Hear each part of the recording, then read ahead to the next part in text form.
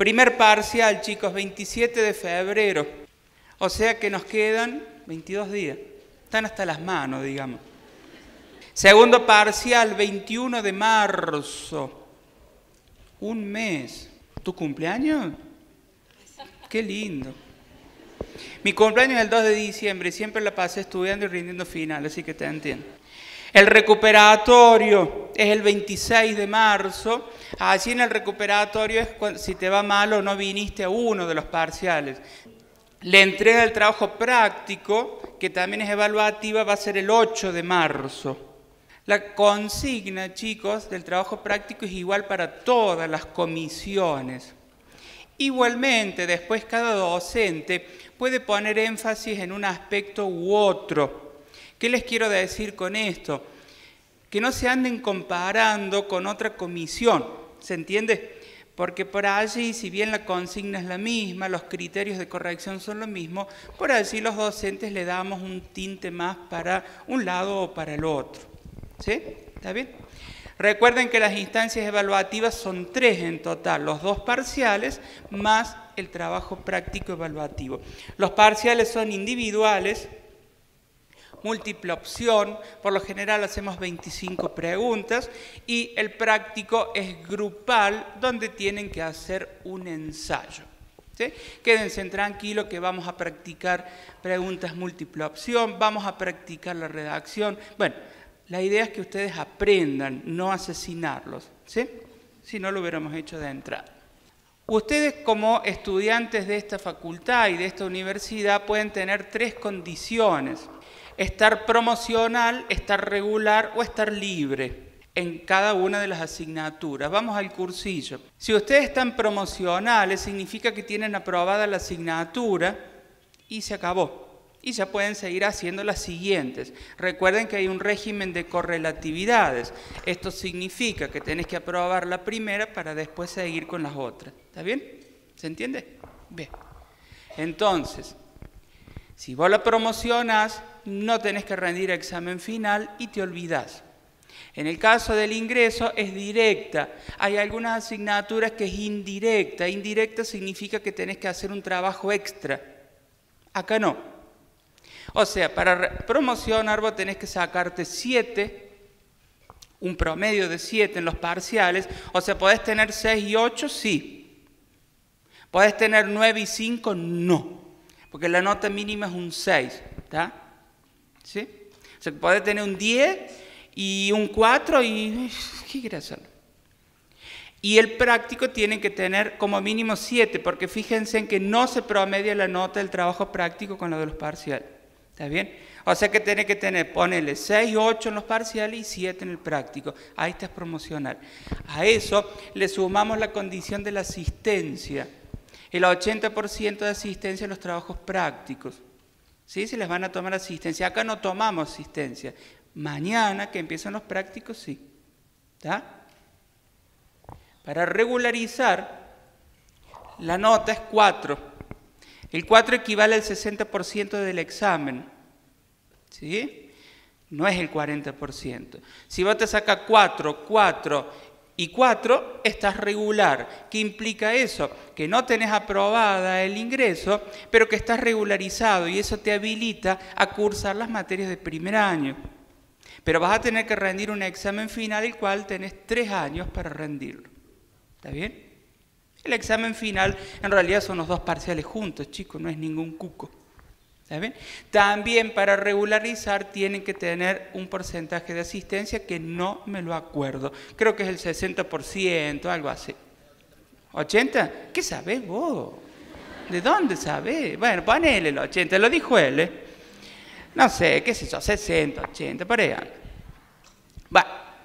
Y libres son libres como los pájaros, vuelan por las montañas y qué sé yo y qué sé cuánto. A ver, ¿por qué son libres? ¿Porque no vinieron nunca o porque les fue mal en todos los exámenes? ¿Se entiende? Ustedes saben que yo ya les dije ayer que esto no es eliminatorio, no tiene cupo y que en el primer cuatrimestre lo damos de nuevo y en el segundo cuatrimestre lo damos de nuevo, o sea que tienen muchas posibilidades. ¿Sí? No desesperen que nadie va a quedar afuera. No es esa la idea. ¿Está bien? ¿Se entiende, chicos? Si les va mal en un parcial o en el práctico, tienen la posibilidad de recuperarlo. Si no vienen nunca, no pueden recuperar las faltas, chicos. No es que me quedo más horas, no. Tienen que venir sí o sí. ¿Está claro más o menos, claro, esto? Bueno, ya les dije, la evaluación son 2 parciales, múltiple opción, 25 preguntas, lo vamos a practicar antes. El 4 equivale al 60%. Ustedes van a aspirar al 10, por supuesto. Después, la realidad dirá que, bueno, tendrán un 2, pero bueno, uno aspira. Después verá qué pasa. Y el práctico, que ya les dije que es grupal. En ambos casos tienen la posibilidad de recuperar 1. El práctico lo pueden recuperar. Parcial, si te fue mal en los 2, están hasta las manos. Están libres, ¿sí? Bien, cambios de comisión, eso está claro, chicos. Mañana comienzan los prácticos en el aula y docente asignado de acuerdo al listado. Si tenés que cambiar fundamentalmente el turno mañana, que es el más complicado por la cantidad de gente, dijimos que tienen tiempo hasta la semana que viene de llevar un certificado de trabajo, de domicilio, o si trabajás en negro, bueno, es lo que hay. Y mañana van directamente a la comisión donde van a ir a asistir. Le dicen al docente y ya está. Si son de la mañana y se quieren ir a la tarde o a la noche, bienvenidos sean porque siempre hay menos gente en esos horarios. Ella me pregunta que si suponete tenés en el primero tenés un hermoso 10 y en el segundo tenés un 5, no estás promocional. ¿Está bien? Y en el práctico tenés un 7. ¿Podés recuperar el 5 para llegar a un 6 y así promocionar? Sí podés, pero ojo al piojo, que si te sacas un 3, esa nota reemplaza la anterior y quedas libre como el cóndor andino. Si es que está libre, qué sé yo. ¿Se entiende? Tené cuidado porque eso reemplaza. Por lo general, si te sacaste un 5, no te vas a sacar un 3. Pero hubo casos y entonces las lágrimas fueron grandes. La gente de AT, recuerden que hay una única comisión para dictar esa carrera, ¿sí? Porque lamentablemente no hay docentes para esa carrera. Entonces todos los chicos de AT van a ir mañana al aula G con Gabriel Goicolea. Ya dijimos que si alguno tiene que cambiar a la tarde o a la noche, lo puede hacer, pero no va a haber los contenidos específicos de AT, chicos, porque no hay docente. ¿Está bien? ¿Está claro, gente de AT? ¿Sí? Bien. Acá la compañera dice que ayer alguien mencionó la posibilidad que si alguien tiene familiar a cargo o trabajador o es trabajador, se acerca a la SAE y le dan un carnet de con un familiar a cargo o alumno trabajador. Yo no sé si ya se lo darán o es a partir del inicio de clase, sinceramente eso no lo sé. Pero aquí en el ingreso, chicos, no tienen problema porque de hecho ustedes ven que permitimos los cambios sin problema.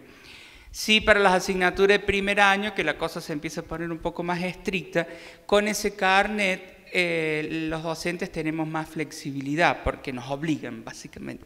¿Sí? Yo no tengo problema, chicos, yo no, lo que quiero es que ustedes estudien, de tal manera que no voy a tener problema, pero sí ténganlo en cuenta, pero me parece que eso empieza a partir del inicio de clase. La profe Moretti, recuerden que tomó licencia y va a ser reemplazada por la docente Balazuk, en la misma aula, en el mismo horario. Lo único que cambia es la docente porque, bueno, debió pedir licencia en el medio. Si vos, la compañera me pregunta de la gente de AT, si tienen que hacer los mismos prácticos y teóricos que de SICOP. Si vos cursás con Goicolea, el práctico es distinto, es otra consigna y son otros los textos. Los teóricos, lamentablemente, sí, son los mismos. A las 2 de la tarde los teóricos son ahora a las 9, a las 2 y a las 6 de la tarde. Les recomiendo enormemente que vengan a las 2 o a las 6. Ayer ustedes vieron lo que era esto a la mañana. A la tarde y a la noche sobraban lugares. Ayer, imagínense en las clases teóricas. En los teóricos a la noche terminamos un grupito acá. A la tarde es el mismo teórico, incluso para la gente de AT. Entonces, si pueden venir a las 2 o a las 6 de la tarde, mucho mejor porque va a haber espacio de sobra. ¿Sí? Va a haber espacio de sobra, créanme que pasa todos los años lo mismo. Empecemos. ¿Qué estamos haciendo acá? ¿Por qué estudian psicología? ¿Por qué estudias psicología? ¿Por qué estudias psicología? ¿O viniste al ingreso de ciencias químicas? Para conocer la conducta humana. Espera sentada, tranquila. ¿Vos para qué estudias psicología? Porque hacer la carrera y me gustaron las materias de psicología. ¿Qué carrera hacías? Comunicación social. ¿Y entonces para qué haces psicología? Porque tuve materias de psicología y me dejó gustar. ¿Te gustó psicología? ¿Vos? Porque siempre me gustó, me llamó la atención. La psicología, chicos, es tan amplia que lo vamos acá. Está bien que me respondan estas cosas, quédense tranquilos, está bien. Nadie me podría decir porque quiero ver la estructura del aparato psíquico, porque qué sé yo, están acá para aprender. El tema es cómo lo vamos a hacer y hacia dónde vamos. Bueno, ayer hablaban de viaje. Efectivamente esto es un viaje que esperemos que lo finalicen. Les cuento que ustedes con la gente de AT casi que llegamos a los 4.000 ingresantes y por año egresan un poco más de 500. O sea, en el medio se pierde mucha gente, entonces algo evidentemente está pasando. Algo desde el lugar nuestro, estamos haciendo algo mal, evidentemente, algo está pasando con ustedes, no lo sé.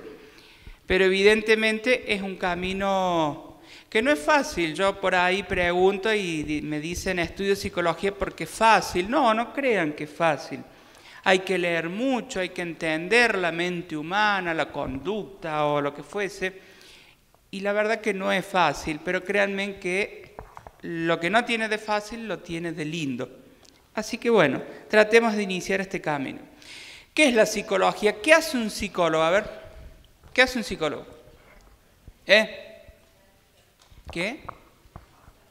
Analiza a la persona. Observa, ¿qué? ¿Qué observa? A la persona, y yo ahí la estoy observando. Soy psicólogo, pero cualquiera la puede observar. Cállate. ¿Qué? No, vos no. Sí, ¿qué? Te hace descubrir algo que vos no lo sabés, pero vos, o en el otro. Está bien. Le hace entender algo a otro que no se da cuenta. ¿Quién es el que gritó ahí tan desubicadamente? ¿Qué dijo comportamiento? ¿Vos? Bueno, ¿y? Observa el comportamiento. ¿Y cómo observas el comportamiento? Sí. Muy bien. Está muy bien. Por lo general la gente tiene la idea que el psicólogo, ¿qué hace? Atiende pacientes. De hecho, todo lo que estoy escuchando apunta a eso. ¿Y un psicólogo puede trabajar en la cárcel? ¿Y qué hace en la cárcel? Además de puede estar preso. Y sí, nadie lo puede negar. ¿Qué hace un psicólogo en la cárcel? ¿Qué? ¿Actúa? Nos ayuda. No se olviden también de lo que es la víctima, ¿sí? El victimario, la víctima. El psicólogo puede trabajar en una escuela, puede trabajar en una empresa, puede trabajar en el barrio. Digo, el psicólogo no es la idea clásica que tenemos que es el diván y atiende el paciente. Es más, vamos a ver que la universidad, que hoy empezamos con esa unidad, el psicólogo, la universidad tiene como misión también generar conocimiento, por lo tanto los psicólogos investigan también. Digo, nos vayamos sacando la idea del psicólogo tirado o el paciente tirado en el diván. Entonces estudiamos la mente, la conducta, las relaciones sociales, el cerebro, el humano, el ambiente, el inconsciente, la conciencia. Y tenemos que hacer todo eso y no. Pero ¿saben qué nos está mostrando eso? Eso nos está mostrando que en psicología, como en la mayoría de las ciencias, hay distintas posturas. Entonces ustedes habrán escuchado las distintas escuelas de la psicología. ¿Qué escuelas recuerdan? La Gestalt, psicoanálisis, el conductismo, cognitiva, la sistémica. Bueno, Cada una de esas escuelas va a tener, por así decirlo, su objeto de estudio. Y vamos a ver al finalizar ya el ingreso, como dice el texto de Marino, cómo cada escuela lucha por imponer su objeto de estudio. Y ahí tenemos peleas discursivas, por supuesto, en el sentido de decir que los psicoanalistas van a decir que lo único, o casi lo único válido para estudiar es tal cosa, y los cognitivos van a decir que en realidad es lo otro. Esto nos está poniendo frente a una cuestión que deberemos adoptar ustedes, futuros profesionales, ya cuando estén terminando, porque ustedes van a ir adoptando una posición, y yo voy a ser más psicoanalista, yo voy a ser más gestáltico, más sistémico. Por supuesto, eso va a ir de acuerdo a sus intereses, pero quédense tranquilos que en realidad no van a estudiar todo eso, porque ustedes van a ir tomando distintas posturas. La universidad, vamos a ver hoy, que tiene 3 misiones básicas. Una es esta, la que estoy haciendo yo, transmitir el conocimiento, si es que transmito algo. Pero la docencia. La otra va a ser la investigación, generar conocimiento. Y el psicólogo, por supuesto, debe investigar. Y la última misión de la universidad va a ser la extensión. ¿Qué es la extensión? Ir a la sociedad. Sería en vano que yo investigue, qué sé yo, la conducta o el comportamiento de una persona que delinque si yo no puedo aplicar, por ejemplo, no sé, se me ocurre, digo cualquier cosa, un programa de prevención en X barrio de Córdoba. ¿Se entiende? Debemos llevar ese conocimiento para resolver los problemas de la sociedad, porque si no, vivimos enfrascados en un mundo que no existe. Y de hecho ustedes recuerden que esta universidad pública que ustedes no tienen que pagar, esta universidad está sostenida justamente por el pueblo, de tal manera que, más allá de eso, el conocimiento debe llegar a ese pueblo. Y acá están las áreas. Vamos a ver que las áreas reconocidas por ley, hay una ley que las reconoce, son esas 6. Educacional, sanitaria, clínica, laboral, social y jurídica. Ya la semana que viene vamos a empezar a ver una por una. Pero también vamos a ver lo que se llaman áreas emergentes. La psicología del deporte, de las catástrofes, la psicología económica, psicología forense, quien vos dijiste, ahí se mezcla un poquito con la jurídica, ya vamos a ver. La psicología política, ¿sí? Hay muchas áreas de emergente. Y ustedes de hecho tienen un texto donde se mencionan solo algunas de ellas. Y vamos a ver cómo esas áreas emergentes vienen a representar lo que, por así decirlo, necesita la sociedad actual.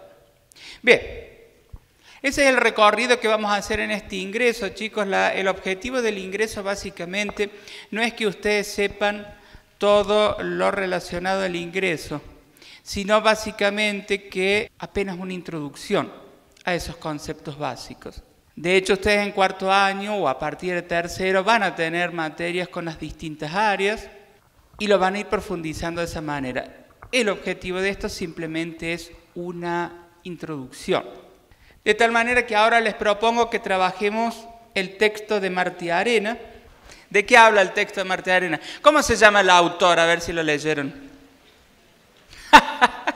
¿Viste? Nadie sabe cómo se llama. El nombre es el Martiarena. Néstor. La clase que viene, chicos, vamos a trabajar el texto de Godoy y Brusino, el texto de Giorgi y de Sherman. El texto de Martiarena, esta semanita vamos a dar la unidad número 1. Es la más aburrida, por así decirlo. Pero ya van a ver después la importancia que tiene esta unidad. El texto de Martiarena es un texto histórico, básicamente, y que al final agrega todo lo relacionado con las reglas universitarias. Bien, empecemos. El texto nos plantea algunas cuestiones acerca del origen de la universidad. Un paréntesis. Yo siempre para armar las clases suelo agregar datos que no están en los textos.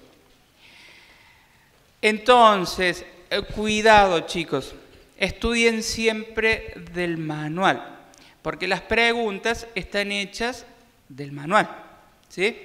No estudien del PowerPoint, porque lo que va a pasar es que van a estudiar cosas que yo agrego y no están en el texto, ¿sí? Y después a llorar, ya saben, al campito. Hay que entender el origen de la universidad, chicos, como una institución que ha respondido a necesidades sociales. De hecho, yo ya les dije recién que la misión de la universidad, o las misiones de la universidad son 3, y entre esas 3 decíamos la extensión. Básicamente, a lo largo de la historia, la universidad ha ido satisfaciendo necesidades de la sociedad en la cual estaba inserta. Necesidad de conocimiento, porque el conocimiento trae soluciones. A veces, cierto, trae problemas, lo sabemos, pero bueno. Entonces, fíjense en que el origen de la universidad se remota allá por la Edad Media, pero el origen de la universidad o la historia de la universidad no podemos plantearla en función de esto que se decía, o por así decirlo. La universidad desde sus inicios no generaba conocimiento, sino que simplemente se limitaba a transmitir. Recuerden las 3 misiones que yo les dije, ¿sí? En el principio, la universidad lo único que hacía era una de ellas, docencia, transmitir conocimiento que ya estaba. Por lo tanto, bueno, fíjense en que hay el grupo de personas rodeados alrededor de un maestro, qué sé yo, qué sé cuánto, va. En cualquier caso, no es que había ni docentes, no es que había nadie, sino que básicamente eran gente que le ponía onda, por así decirlo, y quería transmitir el conocimiento que sabía a otros. ¿Sí? No es que había la institución y qué sé yo, qué sé cuánto. Pero fíjense en que ya había una necesidad de conocimiento. Y ese conocimiento, en principio, eran formados o eran transmitidos por algunos maestros que se decía. Pero claro, fíjense en que el conocimiento no era solamente saber que el cielo era celeste, sino que yo quería saber que el cielo era celeste para poder tener una profesión. Se necesitaban profesiones, ¿se entiende? Profesiones para justamente ir satisfaciendo las necesidades de la sociedad en la cual esa gente estaba inserta. Por lo tanto, el origen de la universidad surge por esta necesidad de transmitir un conocimiento para formar profesionales. ¿Sí? Que obviamente esos profesionales, ¿qué iban a hacer? Iban a aplicar ese saber para resolver una necesidad social. ¿Se entiende? En este marco de necesidad de nuevas profesiones para satisfacer necesidades, hay un florecimiento justamente de esas profesiones. Hay otra característica que marca el inicio de las universidades, y es que siempre cuando hablemos de historia tenemos que situarnos en esa época, y en esa época había básicamente 2 grandes poderes. Estamos hablando de Europa, claro está, no estamos hablando ni de Argentina, ni de América, ni de nada que se le parezca, estamos hablando de Europa. Y en esa Europa básicamente había 2 poderes. Uno era lo que era la Iglesia Católica y otro era el rey, el monarca, ¿sí? Y la característica fundamental que atravesó a estos inicios de la universidad es que justamente como ambos, ya sea la Iglesia, el Papa y el Estado, como ambos necesitaban nuevos profesionales, ¿me siguen? No las jodían tanto a esos que transmitían conocimiento. Por eso dice, escaparon de la tutela. Básicamente trataron de no joderlos tanto, que fueran relativamente autónomos. Palabra clave fundamental para lo que viene después que hagamos un mini recreíto, que es la autonomía de las universidades. A ver, en realidad no eran sumamente autónomas, pero tenían un cierto grado de autonomía porque a ambos les convenía.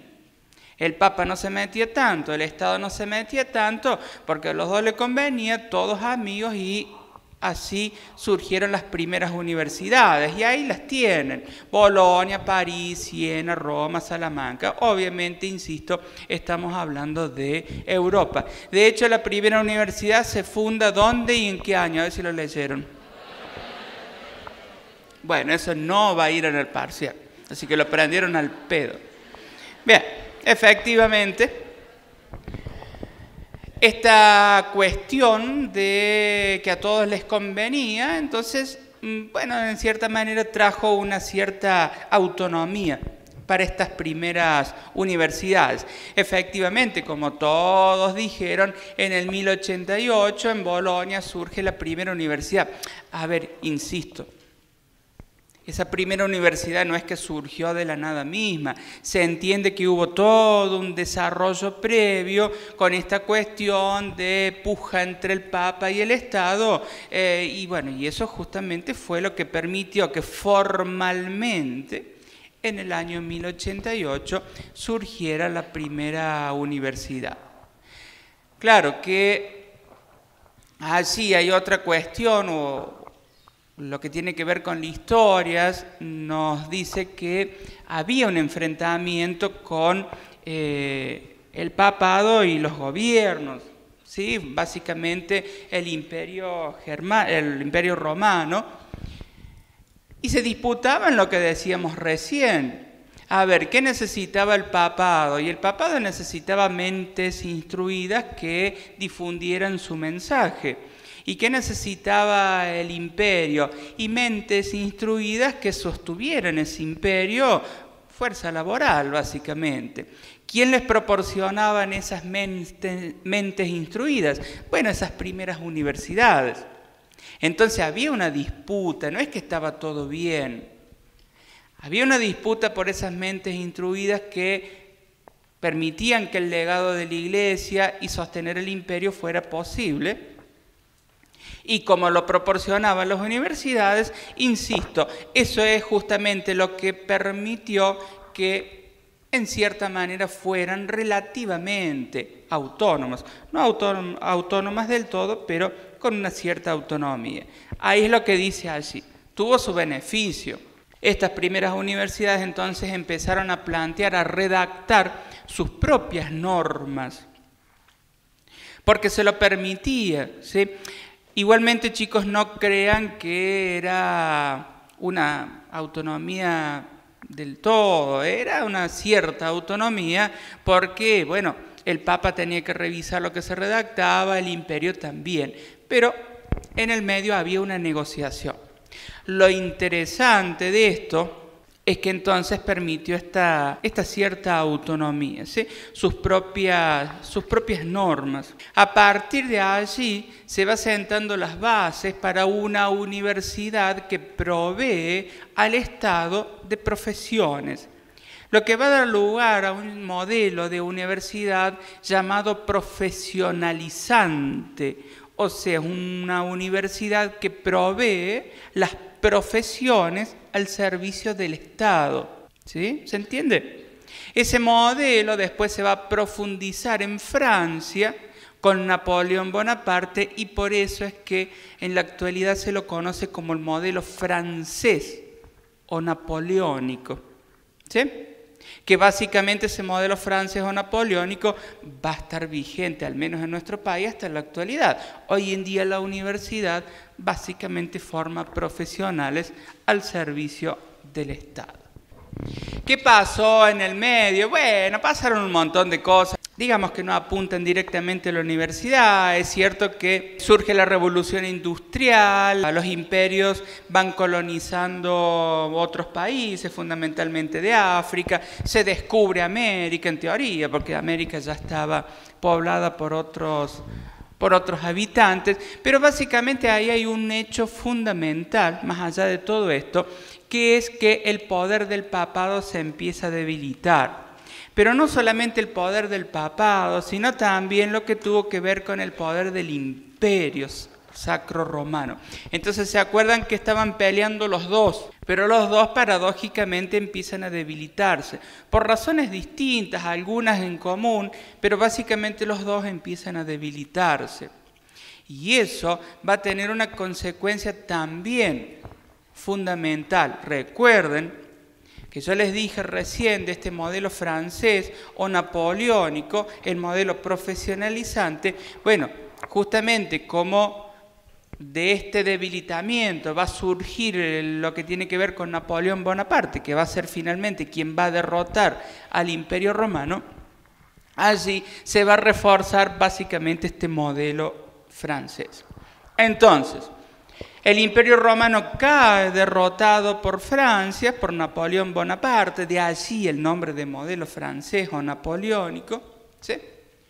Y claro, el imperio se fue al demonio, pero ahí tenemos que destacar otro hecho histórico que hace referencia al modelo alemán que decíamos recién. ¿Viste? Yo uso todos los dedos. Va. Volvamos. La cuestión entonces que ese imperio sacro-romano, que finalmente es derrotado por Napoleón Bonaparte, no importa qué es lo que pasó en el medio, no importa. Pero sí es cierto que una parte de ese imperio romano, que es lo que es hoy Alemania, digamos que ellos se resistieron un poquito. A ver, no es que se resistieron pegando, golpeando, matando, no, en realidad ellos se resistieron ideológicamente, moralmente, por así decirlo. Y básicamente ellos apostaban, y ojalá lo hiciéramos todos, a la educación. Ellos decían, miren, ¿saben qué? Si queremos salir adelante como nueva nación, como nuevo imperio, va a ser gracias a la educación. Y apostaron fuertemente, más que a la educación, a la investigación. Y quien apostó eso fue ese hombrecito que yo no voy a decir el nombre porque no tengo idea de alemán, pero es Humboldt, vamos a decir que se dice así. Si alguien sabe alemán, bueno, dígalo o qué sé yo. La cuestión que Humboldt, ¿qué?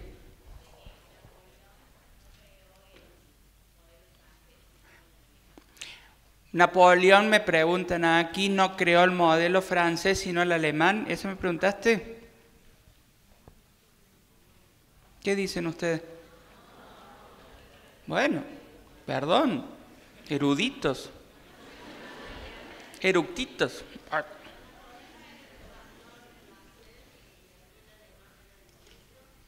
Mira.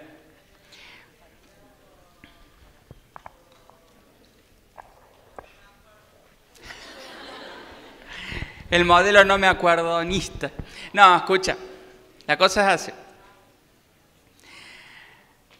Napoleón Bonaparte en realidad no es el creador del modelo napoleónico. Lleva su nombre porque en realidad Napoleón derrotó al Imperio Romano representando a Francia. Por eso se lo conoce como modelo francés o napoleónico. ¿Tá? Pero en realidad el modelo francés o napoleónico, como hice el recorrido histórico, viene de allá de la Edad Media. El modelo francés o napoleónico que indica la universidad al servicio del Estado, formando profesionales para ese Estado. Y vos acordate que las primeras universidades formaban profesionales ¿para quién? Para el imperio y para el papado.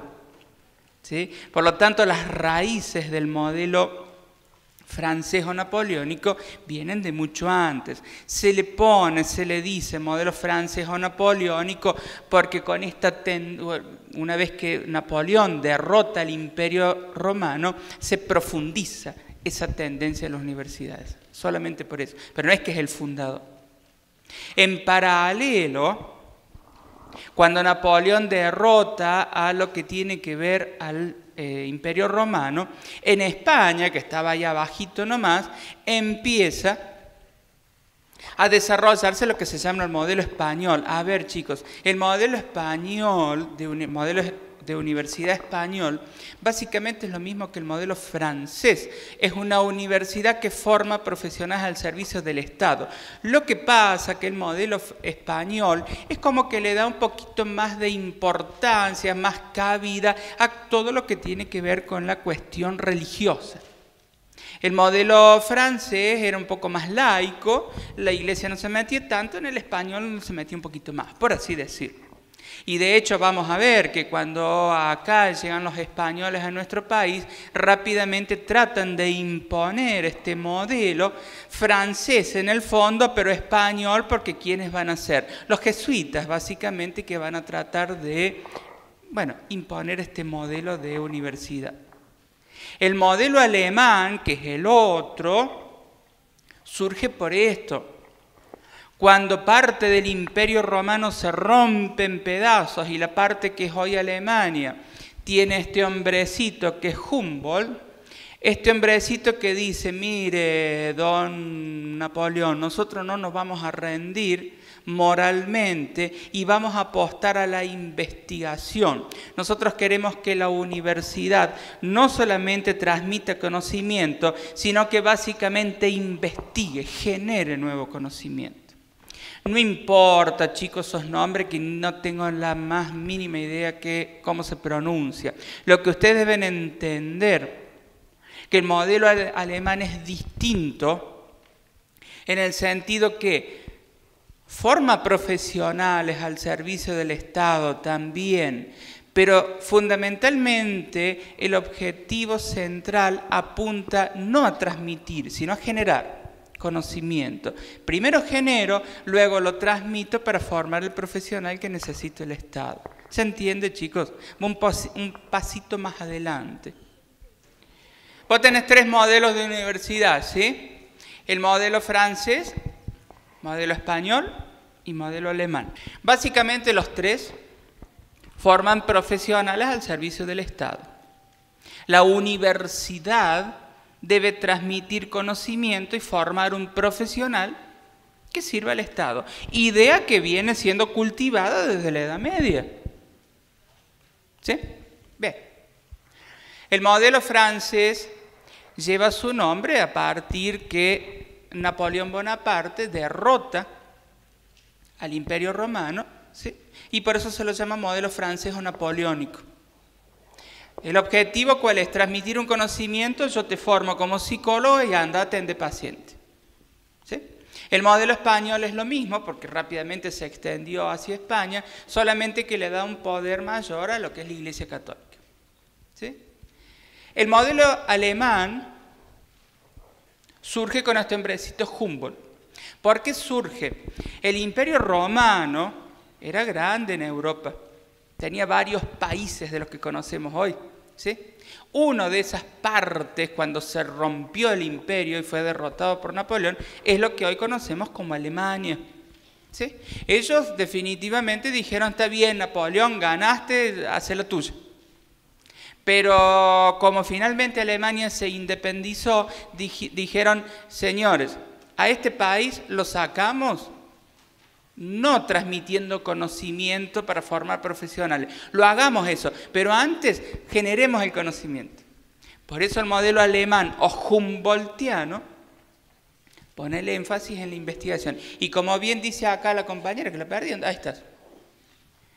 No es que no transmite conocimiento para formar profesionales, sino que apunta a generar ese conocimiento y apunta a que más que haya miles de profesiones, también haya investigación para generar conocimiento. Entonces la diferencia, son sutiles las diferencias. Los 3 forman profesionales al servicio del Estado. Nada más que el español y el francés solamente transmiten el conocimiento. El alemán se supone que lo transmite, pero genera ese conocimiento. Los otros transmiten conocimiento que ya está. ¿Se entiende? Vamos a lo que pasó en la Argentina.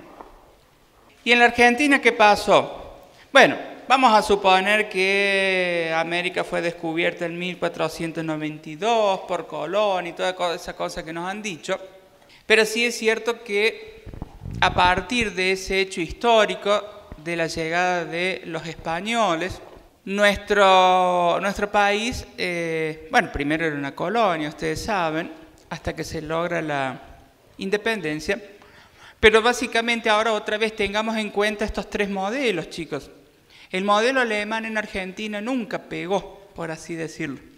Vamos a ver que después hubo algunos intentos, pero finalmente nunca llegó.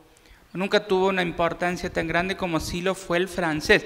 Pero básicamente aquí el que llegó fue el modelo español, porque bueno, eran los españoles los que ya habían llegado. Por lo tanto, los españoles, básicamente a través de los jesuitas, y aquí en Córdoba tenemos una historia muy rica. Ustedes saben que las manzanas jesuíticas o las capillas jesuíticas están declaradas Patrimonio de la Humanidad. Esas iglesias jesuíticas son un fiel reflejo de cómo los españoles justamente trataban de imponer su modelo, ¿sí? Su modelo de educación. Básicamente los jesuitas traían un legado de la Iglesia Católica donde había que, por así decirlo, homogeneizar la educación. Había que hacerlo todos iguales, por eso era homogeneizadora y básicamente masiva, porque trataban de llegar a todos. Y obviamente fue desigual en el sentido que, no se respetaron los saberes, los conocimientos de estas culturas originarias que había aquí. Pero en el medio de toda esa cuestión hay un hecho fundamental que es el año 1613, donde un jesuita funda aquí en esta ciudad lo que se llamó el Colegio Máximo de Córdoba. Luego, en 1634, unos años posteriores, el Papa Urbano lo autorizó a ese colegio a dar títulos a perpetuidad, lo que eso, al momento en la época, lo transformó en una universidad. En el año 1856 se nacionalizó. Y eso es lo que hoy conocemos como la Universidad Nacional de Córdoba. De hecho, en el año 2013 se festejaron los Sí, ahí lo repito. En el año 2013 se festejaron los 400 años de esta universidad, ¿sí? Lo que la hace una de las más antiguas de Latinoamérica. Vamos de nuevo, en el año 1613, un jesuita, que se llamó Diego de Torres, forma el Colegio Máximo de Córdoba. Ahí es la fundación de la Universidad Nacional de Córdoba, por eso en el 2013 se festejó los 400 años.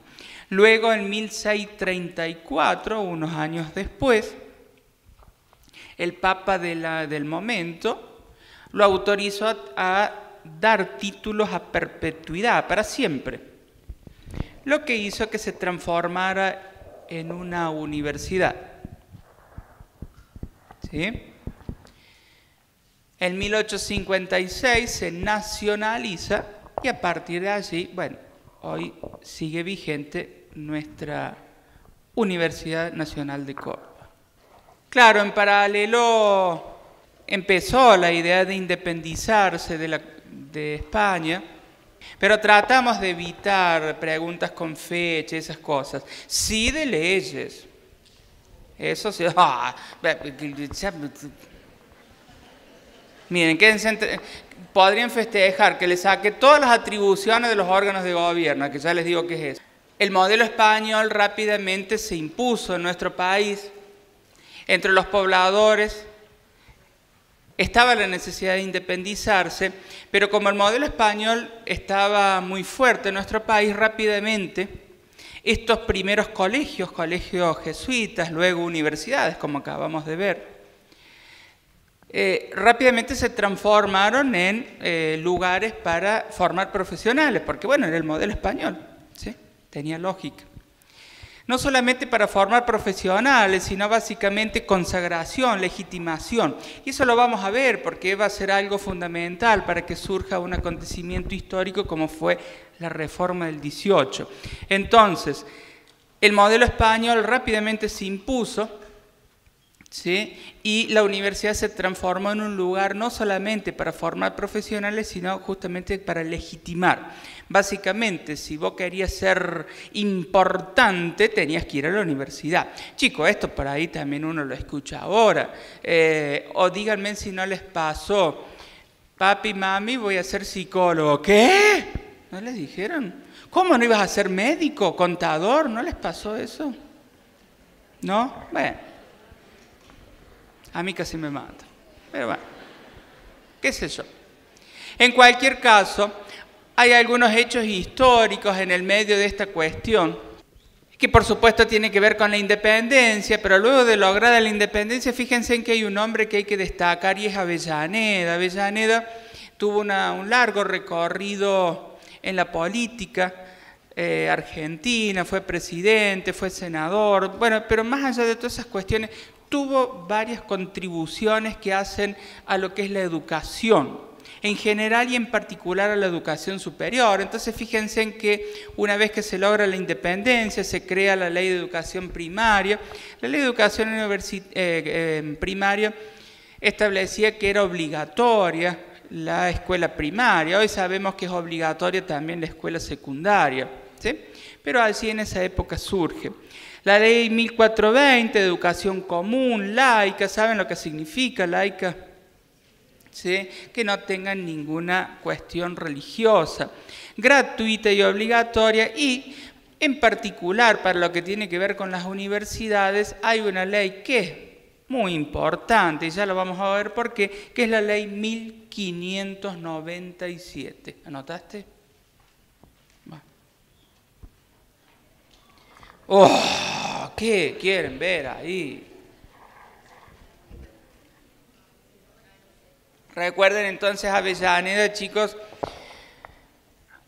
no solamente él, por supuesto, pero fue un impulsor de distintas leyes que afectaban a la educación en general y en particular la ley 1597 a la educación superior. La ley universitaria va a ser los antecedentes para esta ley 1597 que ahora te la explico, pues nada más que cuando cambié me comieron crudo y por eso no lo pude explicar. Mira, la ley 1597 o ley Avellaneda sienta las bases para lo que son los órganos de gobierno de las universidades. Por eso se la llamó la ley universitaria también. Y fíjense en lo que planteaba. 1. Fundamental el concepto de autonomía. Principio de autonomía de la universidad. ¿Frente a quién? Básicamente frente al Estado. Obviamente, chicos, al ser una universidad pública que depende del Estado, dependemos del Estado, claro está. Los fondos no surgen de la nada. Pero fíjense en que esa ley además organizó el gobierno de la universidad, porque hasta ahora el gobierno, ¿quién lo ejercía? Y el Estado, chicos, con poder de la Iglesia. Por eso ahí entra esa palabrita laica. Entonces surgen los conceptos que ya los vamos a ver ahora después, tranqui. Asamblea, rector, consejo superior, facultades, bla, bla, bla. Ya lo vamos a ver ahora. Y ahí hay otra palabrita clave que son los estatutos. Los estatutos, chicos, vendría a ser como la constitución para nuestro país. En los estatutos se listan todos los derechos y obligaciones de todos los que habitamos esta universidad. Y fíjense en que si bien esta ley es fundamental porque reconoce la autonomía, claro, la designación y destitución, o sea, si había que echar a los docentes, dependía del Estado. Por lo tanto, la autonomía, bueno, se iba un poquito mucho. Pero bueno, fue un gran avance esta ley, porque hasta el momento básicamente quien gobernaba la universidad era el Estado y el Estado decidía todo. Aquí ya se le daba una cierta autonomía en el sentido que por lo menos podía dictar sus propias normas. Por eso la ley Avellaneda es fundamental para entender un poco la dinámica de la historia de las universidades argentinas.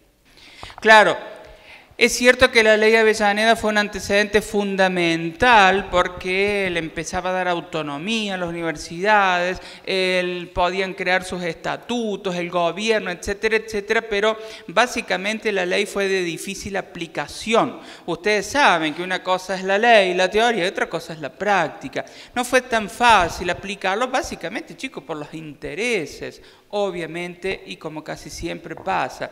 Por lo tanto, la universidad hasta ese momento, las que ya estaban fundadas, los colegios jesuitas, básicamente Está bien, formaban profesionales, pero cada vez se volvían más elitistas, en el sentido que poca gente entraba, y si vos entrabas es porque tenías un conocido o así sucesivamente.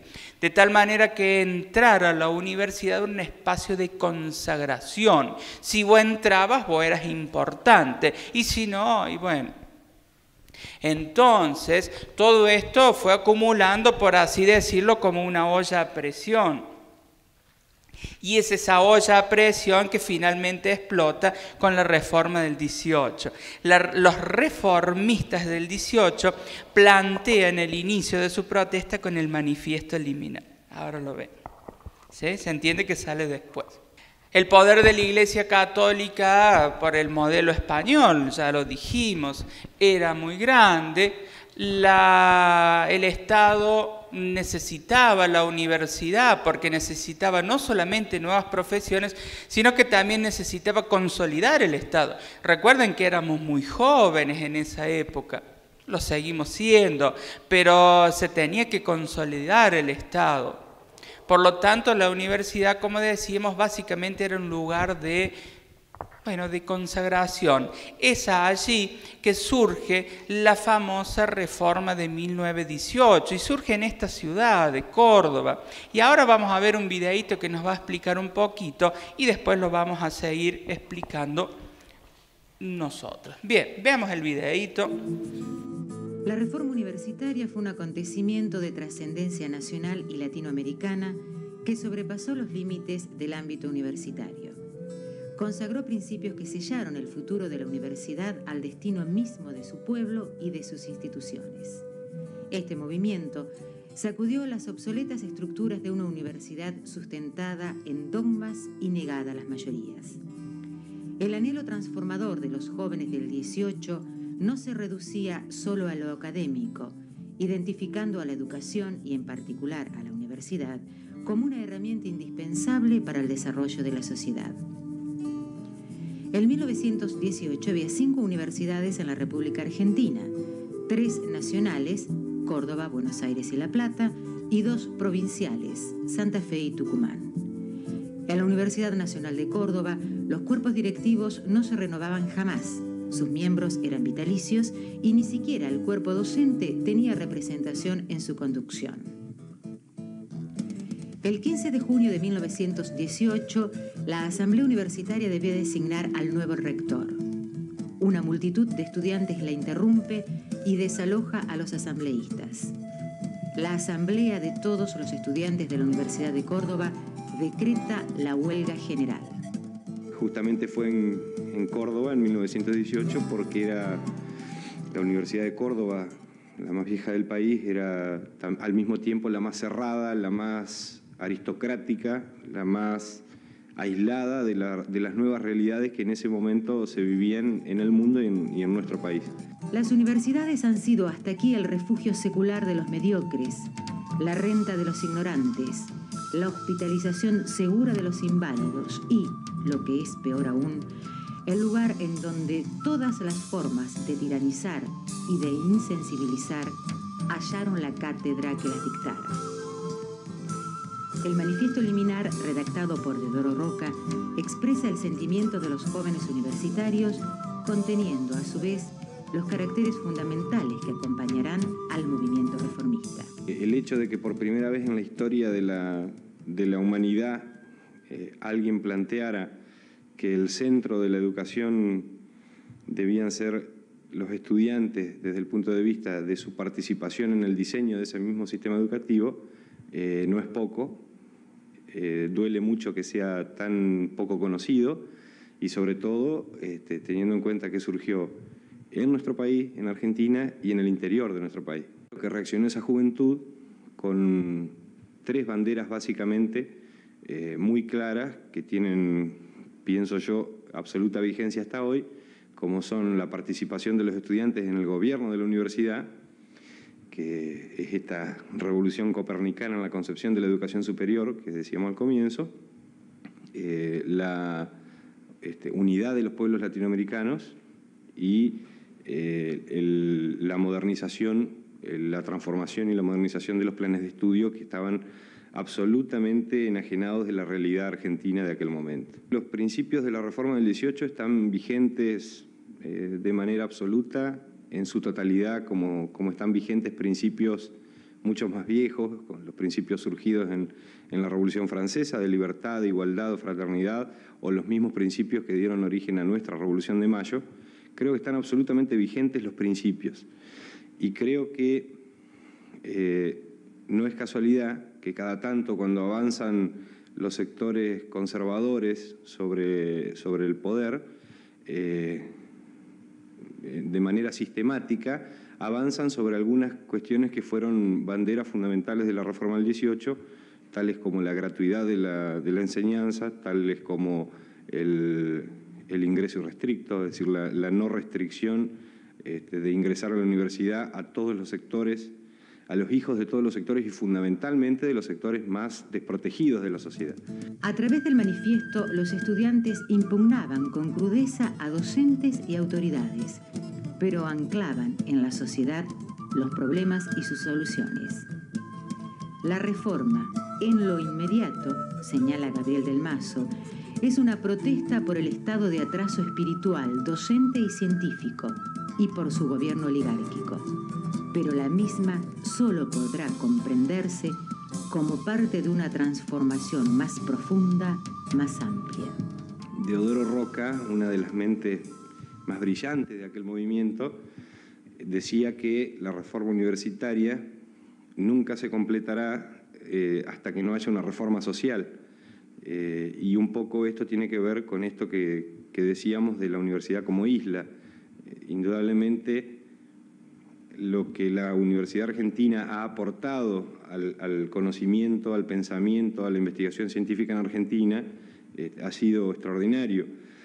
Y aún hoy sigue manteniendo un nivel académico importante, reconocido en el mundo, pero no va a lograr insuflar o transmitir todo lo que tiene para dar mientras la comunidad en la que está inserta no sea transformada también. Y esa es la limitación que tiene, o parte de la limitación que tiene el programa político con mayúscula, de la reforma universitaria del 18. El primer Congreso de Estudiantes Universitarios, reunidos en 1918 en Córdoba, fue el encargado de dar la primera forma orgánica a una serie de propuestas e ideas audaces para la época. Asistencia libre, periodicidad de las cátedras, concursos para designar docentes, cogobierno, democracia de la universidad, gratuidad de los estudios, autonomía de la Casa de Altos Estudios, son algunos de los principios sostenidos por aquella juventud que ya no pide, exige se le reconozca el derecho a pensar por su propia cuenta. En el caso de las universidades, creo que no se transmite a los estudiantes el sentido de la reforma del 18.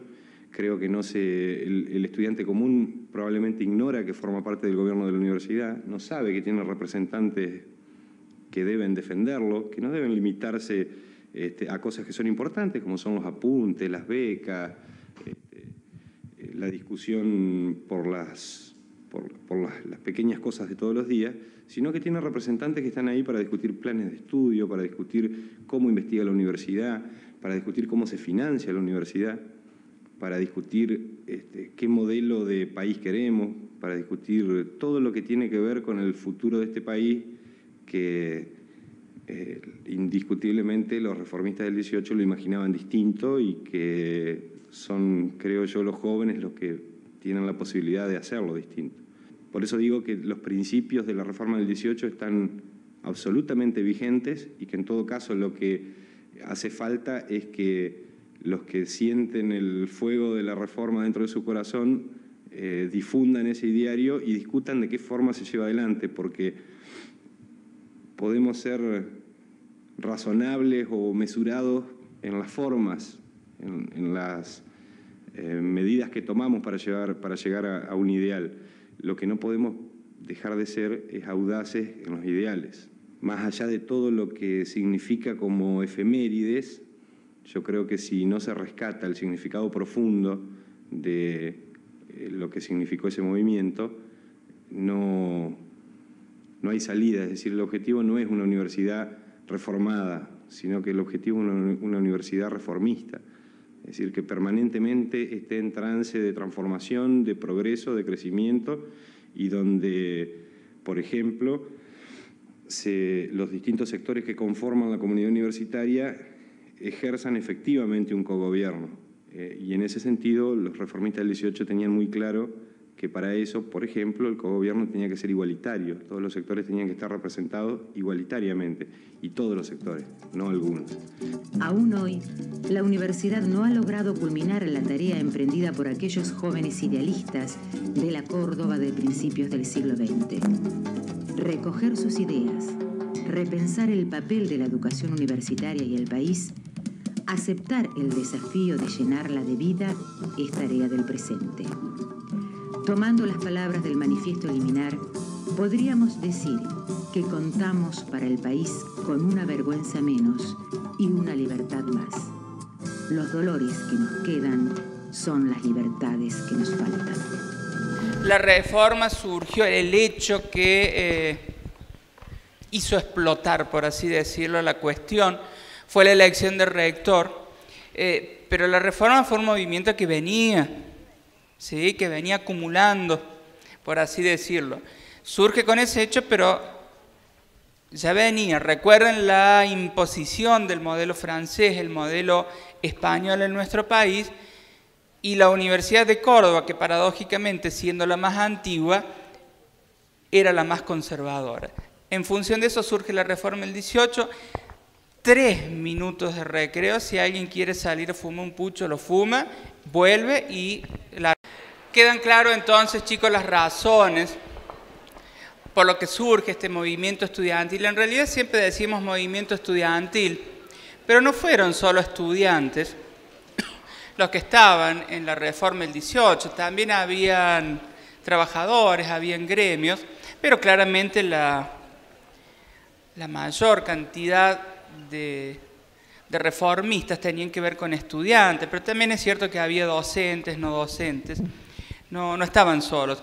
Lo que sí caracterizó a este movimiento es que tenían distintas perspectivas, y es cierto que el video mencionó, no hace falta que se lo sepan de memoria, por supuesto, esa era como iniciaba la proclamación que ellos hicieron, pero fíjense, Nancy, hay algunas ideas claves. Entonces era un grupo amplio con distintas perspectivas, pero es cierto que había algunas ideas rectoras que, por así decirlo, atravesaban estas distintas ideologías. Anticlericalismo, esto tiene que ver justamente con el modelo español. Recuerden el poder de la Iglesia, cómo la Iglesia intentaba estar presente en lo que tenía que ver en los estudios universitarios.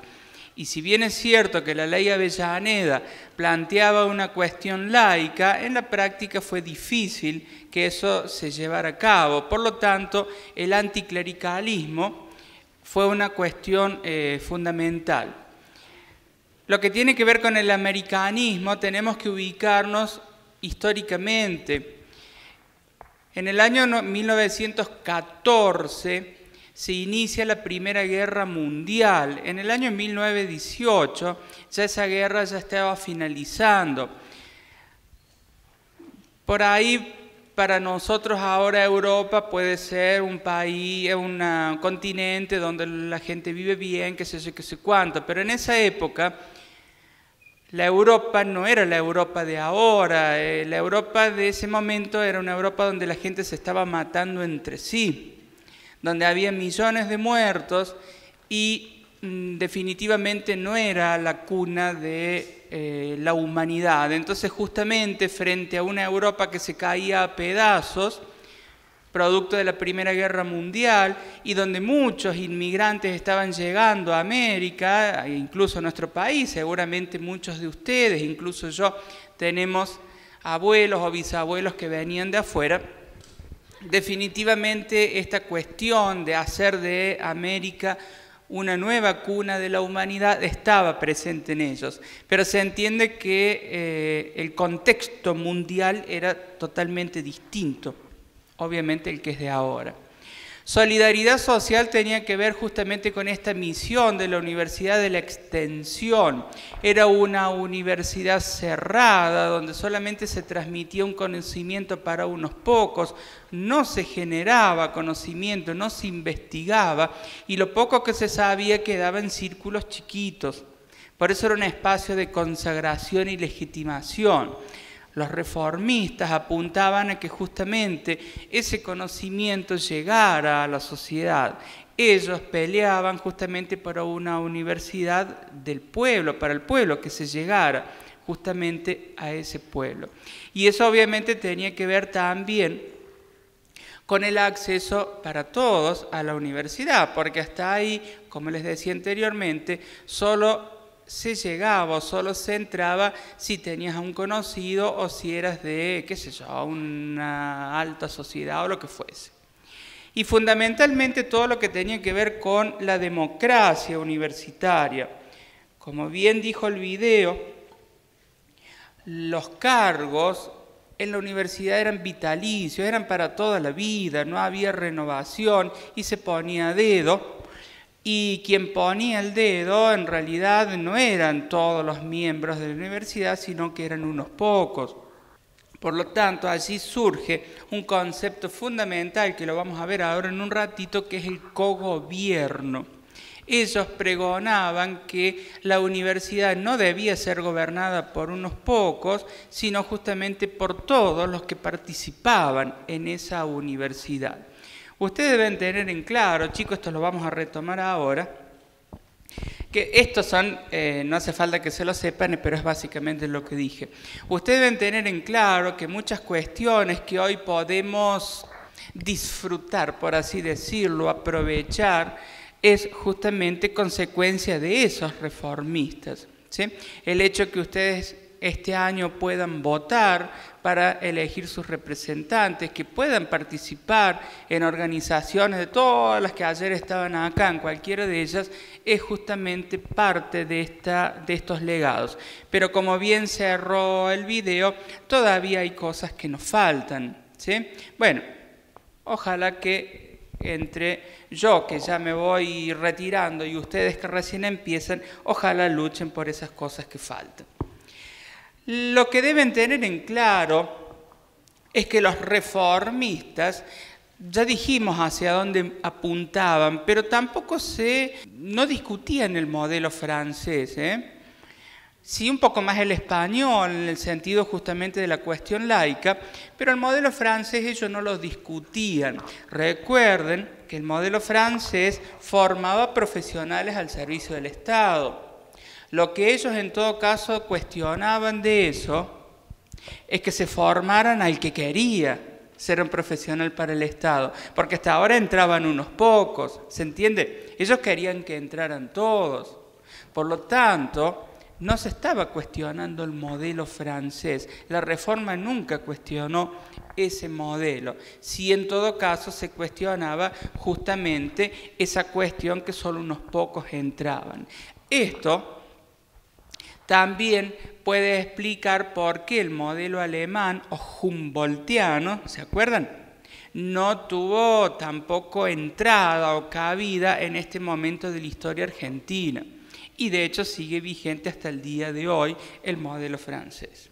Martiarena, si leyeron el texto, empieza a hacer un recorrido histórico de todo lo que fue el siglo XX, a partir de la Reforma del 18, haciendo referencia a dos conceptos que provienen en realidad de la medicina, de los movimientos del corazón, que es diástole y sístole. La verdad que está muy bien aprovechado ese concepto, porque la cuestión es cuando chupa la sangre con dióxido de carbono, que hay que oxigenar, se contrae y eso es la sístole. Y cuando se expande para alargar la sangre oxigenada para el resto del cuerpo, se llama diástole. Entonces Martiarena aprovecha muy bien este concepto y dice, miren, en el siglo XX, a partir del año 18, que es la Reforma, hubo periodos donde Hubo contracciones autoritarias, ¿sí? Contracciones, tómenlo, no vamos a hablar de nada de política, pero vamos a aplicarlo a lo que pasó en la universidad, en relación a estas cuestiones de la reforma. Entonces, contracciones, por ejemplo, se perdió el cogobierno, ¿me entienden? Básicamente coinciden con los gobiernos militares, efectivamente. En otros momentos históricos hubo momentos de expansión reformista. Entonces vamos a hablar de diástole. Lo que hace Martiarena es describir la historia de la Universidad Argentina del siglo XX. Entonces él dice, durante el siglo XX hubo periodos históricos, años, donde hubo contracciones reformistas. Todo lo que los reformistas peleaban se perdió. ¿Sí? A eso le vamos a llamar sístole, porque es cuando el corazón se contrae. ¿Sí? Y hubo otros periodos históricos, años, donde por diversas razones hubo diástole, expansión. Se retomaron los ideales reformistas dentro de la universidad, insisto. ¿Sí? Por eso, él dice, una expansión reformista en los años 20 y 60, ahora vamos a ver rápidamente por qué, contracciones 30 y 55, 66 y 82, y algo más armónico luego con el retorno de la democracia. Y ¿sabes por qué? Este texto no tanto, pero ¿sabes? Después cuando hablemos de objeto y método, por ejemplo, va a haber una pregunta que te dice, según Marino, que es un autor, la psicología tiene como objeto de estudio esto o el otro. Y ahí sí. Según Ardila, tal cosa. La opinión de Pereno y Perenito. Y en algunos sí. En este, porque es un recorrido histórico, puede haber una pregunta que diga, de acuerdo al texto de Martiarena, no sé qué cosa, pero en realidad no va a ser importante. Pero igual tenés que saber quién escribió el texto. Empecemos con esta cuestión, hagamos este recorrido histórico del siglo XX. Claro, estamos saliendo de la reforma del 18. La reforma rápidamente se expandió. Obviamente acá en Córdoba se expandió para lo que tuvo que ver con la uva, La Plata, Rosario, se fue expandiendo, por así decirlo, a lo largo del país. Como bien dijo el video, a ese momento teníamos 5 universidades nacionales, ¿sí? Por lo tanto, esas 5 universidades rápidamente, algunas un poquito más, algunas un poquito menos, tomaron estas cuestiones de la reforma. Por lo tanto, la década del 20 se considera una década de expansión, de diástole, ¿sí? Porque rápidamente se adoptaron muchas cuestiones de la reforma. Claro que eso duró un poquito, porque en la década del 30 se la llama la década de infame. Allí un gobierno de facto, por eso se dice que es una contracción, un sístole. Un gobierno de facto quita todas estas cuestiones que estaban apareciendo, ¿sí? Porque hacía poquito que estaban apareciendo luego de la reforma. En la década del 40 ahí hay un primer intento de aplicar el modelo alemán. Recuerden que el modelo alemán pone fuerte énfasis en la investigación. Entonces fíjense en que en la década del 40 se crea lo que se llamó el CONITIC. El CONITIC en realidad no existe más, ese es el antecesor de lo que se llama, y hoy sí existe, que es el CONICET. El CONICET es un organismo del Estado que nuclea a todos los investigadores del país, de todas las disciplinas, ¿sí? A su vez también, en el 48 se crea la UTN, la Universidad Tecnológica Nacional, que hay en varias ciudades, incluso acá en Córdoba, aquí cerquita. Ustedes saben que en estas universidades tecnológicas básicamente se estudian carreras que tienen que ver con las ingenierías. En cualquier caso se intentó dar un respaldo a la investigación, pero con una salvedad. Fíjense en que estos organismos dependían del Estado, pero no estaban dentro de la universidad, sino que dependían del Estado. En cualquier caso, el modelo alemán sostiene que hay que investigar, pero es básicamente la universidad la que debe investigar. Aquí se ponía un reparo, ¿se entiende? Investiguemos, sí, pero por las dudas lo tengo yo, depende de mí. Yo he estado, ¿se entiende? No se lo voy a dar a la universidad por las dudas. ¿Se entiende, chicos? ¿Sí?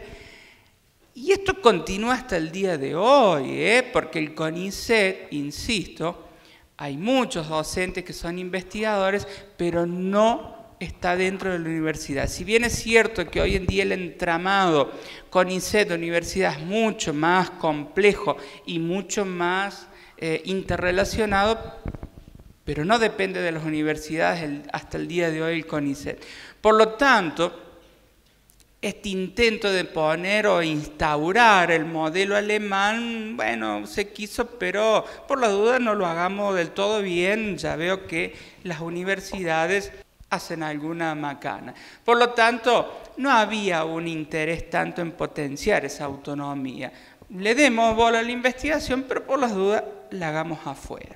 Fíjense en que la década del 60 se la llama la edad de oro de las universidades. Insisto, chicos, yo no hablo de política ni nada, solamente hablo lo que pasó en la universidad. Se la llamó la edad de oro de la universidad, obviamente es un movimiento de diástole, hago así porque en realidad es así, un movimiento de diástole. Allí, bajo la presidencia de Illia, se devuelve lo que es la autonomía, el cogobierno, la libertad de cátedra, la extensión universitaria, etcétera, etcétera. Se crea finalmente el CONICET, que en realidad ya tenía como antecedente la institución que decíamos recién, y básicamente hay un gran auge de las carreras sociales, y allí surge la primera carrera de psicología en el país, que surgió en la Universidad Nacional de Rosario. Ahí ustedes dicen 1955, en otro texto dicen el 56. Pasó lo siguiente, las cosas no surgen de la nada, tampoco es la primera carrera de psicología. Vamos a ver por qué surge, la clase que viene lo vamos a ver.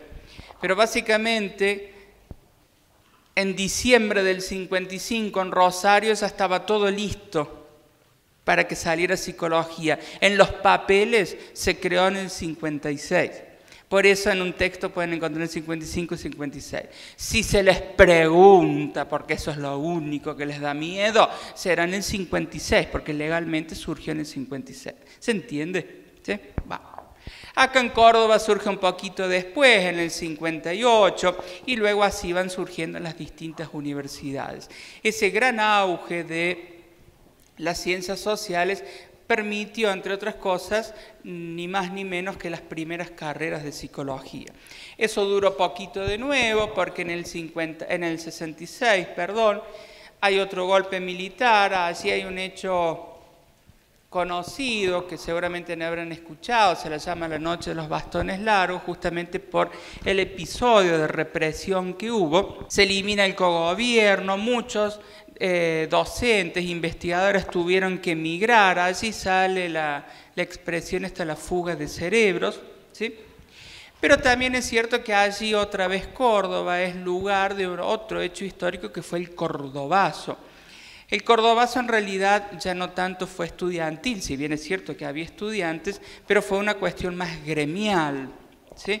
Que básicamente surgió en oposición al gobierno militar que había en ese momento. Eso tuvo como consecuencia que de a poco se debilitara ese poder militar y se retomara la democracia. Una democracia que, si bien es cierto que en algunas cosas, hablando de la universidad, ¿no? Si bien es cierto que se intentó dar un espaldarazo nuevamente a las cuestiones reformistas, pero en la práctica no fue tan así. Entonces, fíjense que en el 73 vuelve Perón, las universidades seguían intervenidas, la autonomía, si bien se proclamaba en los papeles, no era tal. Es cierto que se puso un ingreso irrestricto, entonces muchos sectores populares pudieron acceder, pero la universidad no era, por así decirlo, la panacea de la autonomía. Hubo algunas leyes, sepan que por lo menos se intentó normalizar, por así decirlo, en el sentido de devolverle la autonomía y el cogobierno a la universidad. En la práctica no se logró mucho. Es cierto que en el año 74 Perón muere, ¿sí? y luego nazco yo, porque yo soy clase 74. No sé qué tendrá que ver, pero bueno, qué sé yo. La cuestión es que básicamente cuando muere Perón asume su mujer y bueno, ahí la cosa se complica un poquito, lo que implicó que a nivel universidad la pregonada autonomía finalmente nunca se cumpliera. Todo esto fue hasta el año 76, donde otro golpe militar a la mujer de Perón, eso altera el orden institucional, ahí la verdad que se complica un poquito más. En lo que refiere a esta facultad, si bien es cierto que no se cerró el ingreso, en otras facultades de psicología sí se cerraron el ingreso, pero sí se limitó muchísimo el número de ingresantes. Apenas unos 50 podían ingresar en esa época, por lo tanto, eso estaba bastante complicado. A nivel universidad, todos los órganos de gobierno se disolvieron. ¿Sí? No es, el rector era impuesto por el gobierno. Y es cierto también que muchos docentes, muchos estudiantes tuvieron que irse del país y la historia que todos ya conocemos. En el año 83, finalmente la democracia se retoma, ahí yo ya me acuerdo, con el gobierno de Alfonsín. Claro, si bien es cierto que ahí retomó la democracia, para las universidades tampoco fue fácil. ¿Por qué no fue fácil? Y porque estábamos recién saliendo de una época que fue bastante complicada. Entonces, a nivel presupuestario, los distintos golpes que hubo a lo largo del gobierno de Alfonsín, no fue tampoco tan fácil. Pero si bien es cierto que a medida que avanzó el gobierno de Alfonsín se fueron retomando algunas cuestiones de la reforma. En la década del 90 asume la presidencia el doctor Menem.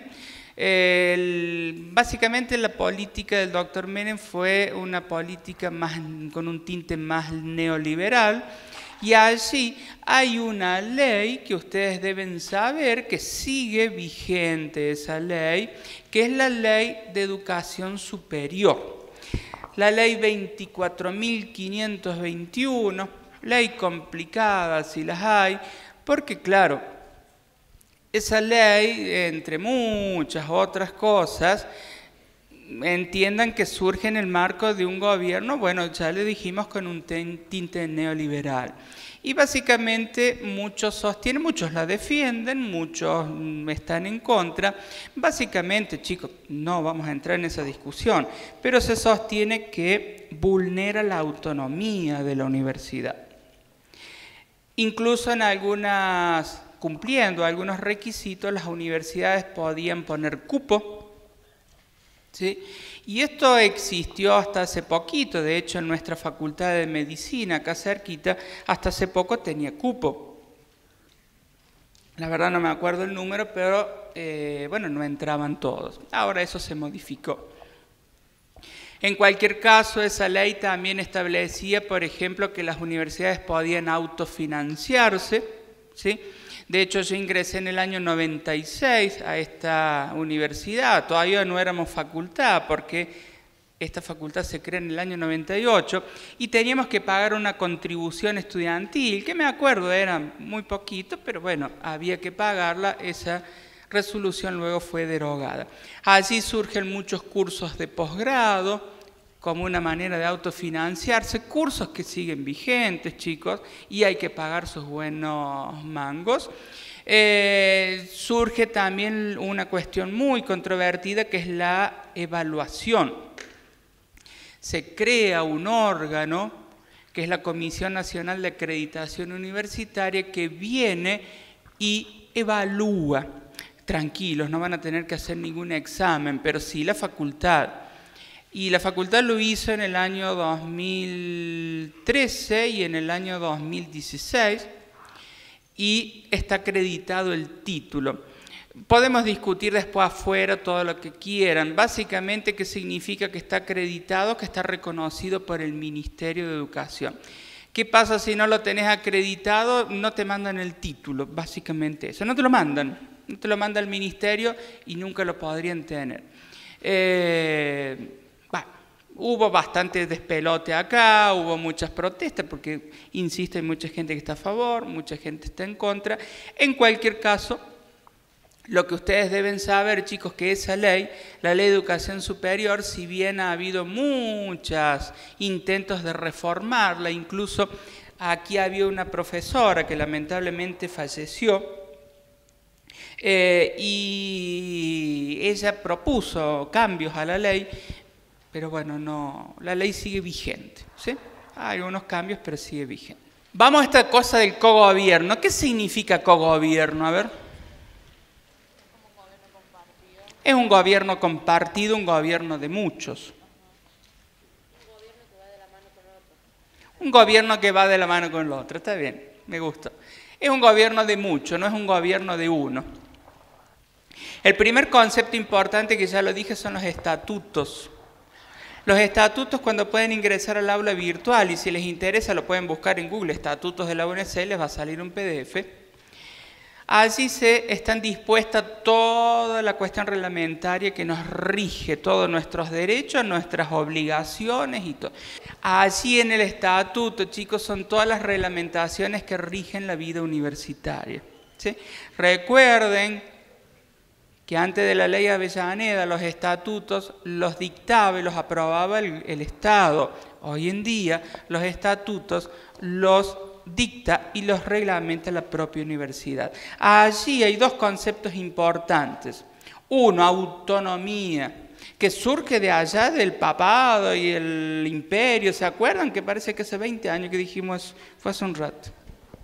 Bueno, autonomía. ¿Autonomía de quién, chicos? Del Estado. ¿Dependemos económicamente? Sí, obviamente, pero hay una autonomía por parte del Estado. Eso implica que la universidad tiene pleno gobierno, ¿sí? A ver, una cosa que ustedes deben entender es lo siguiente. Las leyes que reglamenta la universidad y que aprueba sobre su funcionamiento interno están en clara concordancia con las leyes que aprueba el Congreso de la Nación y la Constitución. Digo, si la Constitución dice todo esto es blanco, la universidad no va a decir todo esto es negro. Va en acuerdo con eso, se entiende, ¿verdad? ¿Sí? Pero lo interesante es que ni el Estado ni el Congreso de la Nación imponen una ley de funcionamiento de la universidad. Por eso la Ley de Educación Superior, que decíamos recién, sancionada por el Congreso de su momento, sostiene mucho que vulnera la autonomía de las universidades. El otro concepto es autarquía. Autarquía básicamente es lo mismo, solamente que digamos en lo administrativo. Maneja su propio presupuesto. A ver, el presupuesto es 1. El Estado te da 10 pesos, pero la universidad lo reparte como se le antoja. A ver, no como se le antoja ni al rector ni a mí. Se pelean ahí en el Consejo Superior hasta sacarse los ojos. Pero finalmente es la propia universidad la que decide cómo administra los recursos, ¿sí? El presupuesto es 1, después la universidad es quien lo administra. Eso con todo, ¿sí? Con todas las cuestiones administrativas las regula la propia universidad. Obviamente, las cuestiones administrativas también van en acuerdo con las leyes de la nación. Si dice que los docentes nos tenemos que jubilar a los 60 años o 65 los hombres, y bueno, la universidad no va a poner una ley que diga que te tenés que jubilar a los 40. Ojalá, si no te estaría jubilado. Tengo más de 40. Va, díganme en algo, está lindo, no se haga problema, está en la flor de la vida. Son unos ingratos estos, así les va a ir en el parcial también. Va. El cogobierno, cuestión fundamental de la reforma del 18, hace referencia, como dijeron acá, un gobierno de la mano, no me acuerdo qué dijiste, de la mano entre muchos. La mano con otro, entre muchos, qué sé yo, qué sé cuánto. Lo que les quiero decir, chicos, que aquí no gobierna el Estado, porque obviamente somos autónomos, ni tampoco gobierna uno solo, que puede ser el rector. Hoy el día el gobierno se da entre muchos y en función de ese entre muchos tenemos dos tipos de órganos de gobierno, generales y especiales. Los generales afectan a toda la universidad, las decisiones que se toman afectan a toda la universidad. Los especiales a cada facultad en particular. Incluso hay autonomía dentro de la propia universidad. Las normas que rigen la Facultad de Psicología pueden no ser las mismas que rigen a la Facultad de Arquitectura. No, las atribuciones no, se las saqué porque no, atribuciones no. Sí, la única de la Asamblea Universitaria, pero son 4. Las otras no. Fíjense, tenemos los distintos órganos. Asamblea, Consejo Superior, Rector, Consejo Directivo y Decano, de acuerdo a que sean generales, específicos, unipersonales, obviamente, el rector es uno, el decano es uno, y colegiado significa que es más de uno. Allí están por orden de importancia o de, qué sé yo cómo llamarlo, de poder, por así decirlo. Quien más poder tiene no es el rector, sino que es la Asamblea Universitaria. Y fíjense que está el Consejo Superior, está el rector, está el directivo y está el decano. Digamos que ese sería el orden, no de importancia, de poder tomar decisiones, de qué sé yo, hagan lo que quieran. Ustedes me entienden. La Asamblea Universitaria es fundamental porque es el máximo órgano de gobierno de esta universidad. ¿Y quiénes la componen? La preside el rector. Y la componen todos los consejeros. ¿Quiénes son los consejeros, chicos? La gente que está en los consejos directivos. Recuerden que cada consejo directivo, o hay un consejo directivo por cada facultad. Hoy esta universidad tiene 15 facultades, por lo tanto tenemos 15 consejos directivos. ¿Quiénes componen el consejo directivo? Ya vamos, esperen. Los consejeros. Eso van a elegir ustedes este año.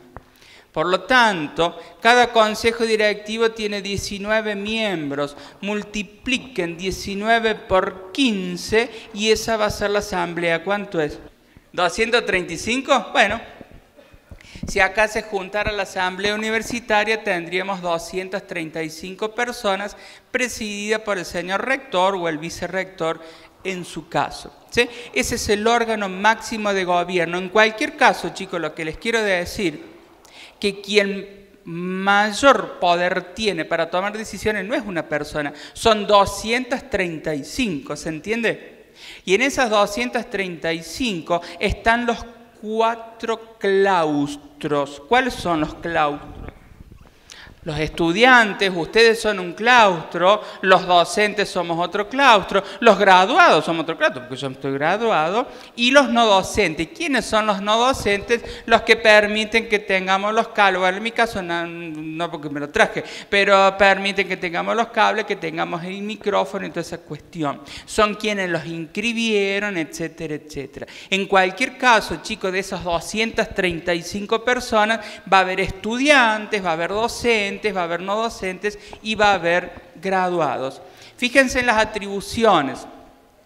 Estas sí se las sepan, todas las otras no. Dictar y modificar los estatutos, los redacta y los aprueba. Separar al rector, decidir crear una nueva facultad. Las últimas 2 que se crearon son la Facultad de Ciencias Sociales y de Comunicación. Para que esas facultades fueran creadas se juntó a la Asamblea Universitaria y las creó. En el año 98 se juntaron y crearon esta facultad nuestra de Psicología. Tomar a su cargo el gobierno, qué sé yo. Y fíjense en la B. La B no va más. ¿Y qué quieren que haga? La B no va más. La B se modificó en el año 2016.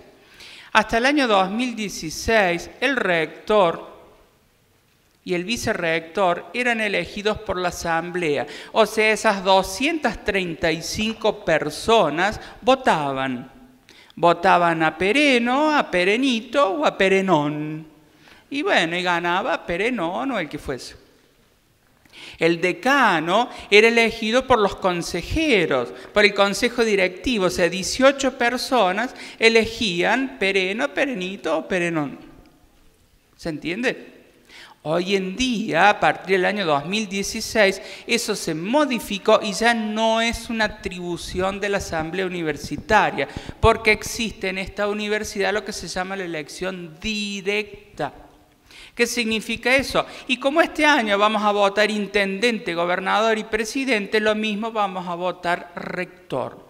O sea, vamos a ir el 16 de mayo, ya está la fecha. En la facultad nos vamos a meter en un cuarto oscuro, tranquilos que va a haber luz, y van a elegir, me gustó este porque plantea que no sé qué cosa. No, la verdad que me gustó este, como eligen, lo eligen. Y ahí en esa mesa, además, van a elegir centro de estudiantes, y ahí van a ver todos los colores que estaban ayer, van a elegir por color, a ver, no van a elegir por color, van a elegir por propuesta, pero van a ver los colores. No sé, me entienden, ¿no? Pero además van a elegir sus representantes en el consejo directivo. Van a elegir los consejeros y van a elegir también los representantes para el otro órgano de gobierno, que es el Consejo Superior. Por lo tanto, la elección directa, chicos, implican que cada uno de nosotros podemos elegir quién queremos que comande la facultad o la universidad. El año pasado se eligió nuestra facultad decano, ¿sí? Y ganó la señora que vino ayer.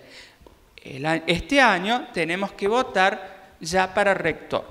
Entonces se entiende que la B no va más. No importa todo eso, escúchenme, en el otro órgano de gobierno que es general para toda la universidad y que es colegiado es el Consejo Superior. El Consejo Superior está formado por los conciliarios. Consejeros, Consejo Directivo, que es uno por facultad. Conciliarios, Consejo Superior, que es un órgano general para toda la universidad. No importa cómo está compuesto. Sí me interesa destacar una cosa, que ahora, fíjense en que ahora hay representantes de la Escuela del Belgrano y del Montserrat. Para los que no son de Córdoba, son dos colegios preuniversitarios que, aunque ustedes no lo crean, hasta el año pasado no tenían representantes. Allí no hace falta que se sepan las atribuciones, pero sepan que allí se decide el presupuesto. Ahí es donde se sacan los ojos entre las facultades para decidir para dónde va el dinero. En cualquier caso, lo que ustedes deben saber, el Consejo Superior, chicos, que es un órgano general y colegiado, ¿sí? Y que sus representantes son los conciliares. El directivo es uno por facultad, por lo tanto, hoy en día tenemos 15. Y fíjense, ahí están los representantes, 9 docentes, 6 estudiantes, 2 egresados y 1 docente. ¿Por qué ese número? ¿Saben quién pone ese número? La Ley de Educación Superior, ¿sí? Allí hay todo un otro dilema. ¿Por qué los docentes tenemos la mitad? ¿Por qué los estudiantes tienen menos? Y entonces salen los egresados porque tenemos menos que menos. Y entonces los docentes dicen porque tenemos menos que menos que menos que menos. Y bueno, es la ley y hasta ahora no se han puesto de acuerdo. En cualquier caso, chicos, de todo eso lo que ustedes tienen que saber es que es un órgano especial, compuesto por 18 miembros, y que ustedes los van a votar ahora el 16 de mayo por voto secreto y obligatorio. ¿Ustedes de primer año tienen obligación? Sí. ¿Qué quieren que haga? No solo moral, porque yo siempre les insisto, chicos, después si no va a votar no te quejes. Pero tienen obligación también porque si no creo que hay sanciones, no sé qué cosa. Todos los años se cambia, me pregunta. El decano tiene una duración de 3 años, los consejeros docentes 2 años, a lo mismo que los graduados y los no docentes. Los estudiantes, ustedes, todos los años se cambian. El centro de estudiantes también. Por lo tanto, vaya previendo que el año que viene van a tener que votar de nuevo. Bienvenidos de nuevo, gracias y vayan a dormir a 7.